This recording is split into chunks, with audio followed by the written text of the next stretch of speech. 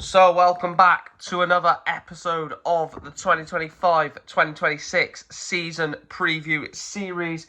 Now I am recording the next batch of these videos in one. So again, as I said in the previous videos, any signing that is made after the point of recording will not be mentioned in this video. So all signings and all sort of facts are at the time of recording.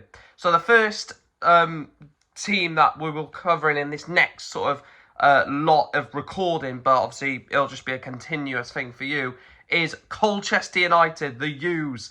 So again, last season, new signings out and key players and where I think they will roughly finish in League Two. So last season, Colchester United finished in 10th. A lot of people put them to finish in sort of 16th to 19th sort of bracket, and I on this channel said they're going to be a dark horse next season. They could push on for the playoffs, and a lot of people thought, no, I don't see that, and you know, they finished 10th. They didn't get the playoffs, missed out by 3 places, obviously finishing in 10th, but were in the playoffs at certain points in the season and looked like they were going to get playoffs. But they ultimately missed out. First round of the FA Cup, they lost to Swindon on either penalties or extra time. I can't quite remember. EFL Cup, they lost to Brentford in the second round. And in the EFL Trophy, they got all the way to the last 16 before losing to Cheltenham Town.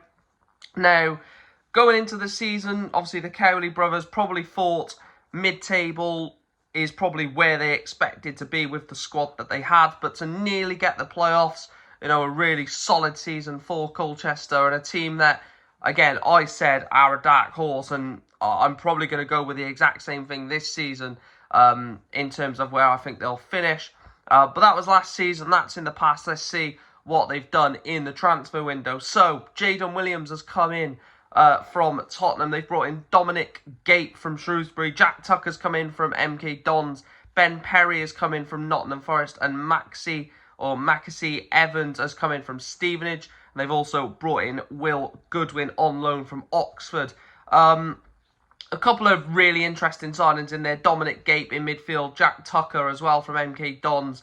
And Will Goodwin out wide as an option from Oxford. Some really solid signings from Danny Cowley to already add to a decent squad as it is.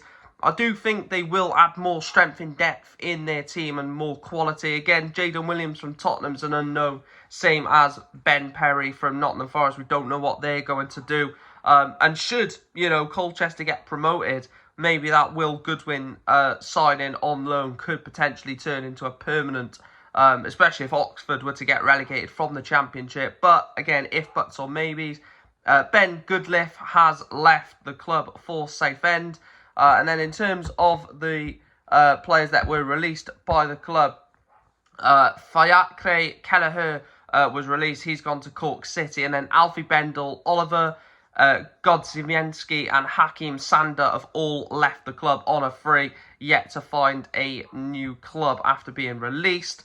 Not really lost quality, if I'm honest. They've not really lost anyone of real quality. Alfie Bendel's the only real notable name, in my opinion, that they've actually lost. So if you look at the incomings to outcomings, they've brought in Jack Tucker at the back on a permanent deal.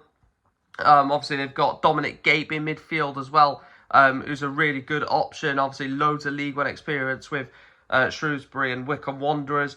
And again, they've not really lost anyone. They've still got the solid core of the team that they ended last season, a team that finished 10th. And they've probably added a bit of quality into a team that did finish 10th, which does give you that sort of indication that Colchester United are really serious to push up the division and get out of the division. Because last season, there was times where they looked excellent, times where they looked a bit off it, and adding that extra bit of quality into the team for them is probably going to be the main factor to try and take them up to League One. In terms of the key players then, the first one is a new signing. I've gone with Jack Tucker, 25-year-old centre-back.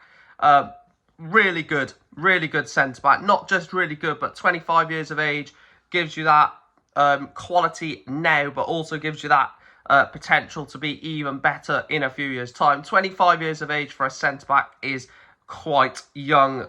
You know, centre-backs normally peak at about 29, 30, in my opinion, and then you could get centre-backs that, you know, play into their mid-30s to late 30s, still at a very good level, i.e. Sergio Ramos. I don't think Jack Tucker is Sergio Ramos level, but, you know, I'm just saying that age means nothing when it comes to, you know, up-and-coming centre-backs or established centre-backs. The second player I've gone with is Harry Anderson, 28-year-old attacking midfielder, or winger, you should say.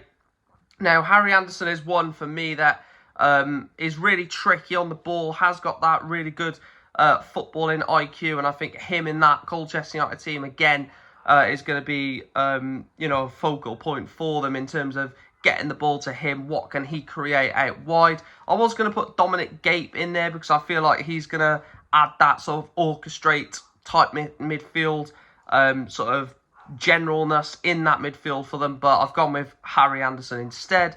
And then the final one is the young striker, Samson Tavide. I think if this man can get firing for Colchester, they're going to be in for a really successful season. You know, a lot of people slate Samson Tavide. You know, his first touch can be off, doesn't score enough goals. But I think if he can start hitting the ground running for Colchester, I mean, at 21 years of age, you can kind of see that he's not really there yet. And I think with a bit of development from the Cowley brothers can really turn Samson Tavide into a clinical goal scorer at this level. And I think that's what they need. They need someone who's going to bag them 20-plus goals in the league. And I think Samson Tavide could be that man, could be the man to guide them into League One. But again, time will tell. And then in terms of where I roughly think they will finish, I've gone mid-table / playoffs. Now, I do genuinely believe that they could do that. I do genuinely believe that they could push on for the playoffs with the squad they've got. They're going to invest more into the squad. They're going to bring a few more names in. They've also got a great goalkeeper in Matt Macy. You know, they've got a good midfield. Obviously, we're adding Dominic Gape into it. So I'm not sitting here thinking Colchester are going to be a mid-table team, because I just think there's too much quality in their team for it to only be mid-table. So I've got mid-table / playoffs. I think they'll finish around 8th or 9th, or maybe get into the playoffs in terms of 6th, 7th, something like that. But let me know your thoughts on Colchester United. If there are any Colchester fans watching, let me know down below. What do you think this season will be for you at Colchester? And can Danny Cowley take you to League One? You know, he's a very solid manager, is Danny Cowley, and this might be the next job for him that he really succeeds at. But that is the end of the video. Colchester United season preview. Yeah, we've got a few more to go through. This is only team 11, I believe, so 13 more teams after today. And yeah, Colchester United season preview. Thank you guys for watching. Smash a like on the video, of course. Subscribe if you are new, and make sure to hit that notification bell so you never miss a video. And as always, thank you for watching.